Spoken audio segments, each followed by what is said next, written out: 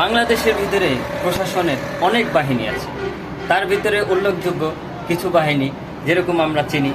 Bangladesh police, Bangladesh army যেটাকে আমরা সেনাবাহিনী বলি, এবং বাংলাদেশ নেভি যেটাকে আমরা নৌবাহিনী বলি, বাংলাদেশ আনসার, ভিডিপি, বাংলাদেশ সিআইডি এবং আরও যত বাহিনী আছে। পুলিশের ভিতরে অনেক বাহিনী আছে, যেরকম ইন্ডাস্ট্রিয়াল পুলিশ, হাইওয়ে পুলিশ, তারপরে টুরিস্ট পুলিশ, যত পুলিশ আছে, গোয়েন্দা, সিআইডি, এরপরে স্পেশাল ফোর্স, আরও যত বাহিনী আছে, প্রত্যেকটা বাহিনীতে বাংলাদেশের যত মুসলমান এই বাহিনীতে চাকরি করতেছে এবং যারা সদস্য, প্রত্যেকটা সদস্যের উচিত কোরআন এবং হাদিস অনুযায়ী তার জিন্দেগিকে অতিবাহিত করা এবং কোরআন এবং হাদিস অনুযায়ী তার জীবনটাকে পরিচালনা করা। হ্যাঁ, সে তার বাহিনীর রুলস মেনে চলবে,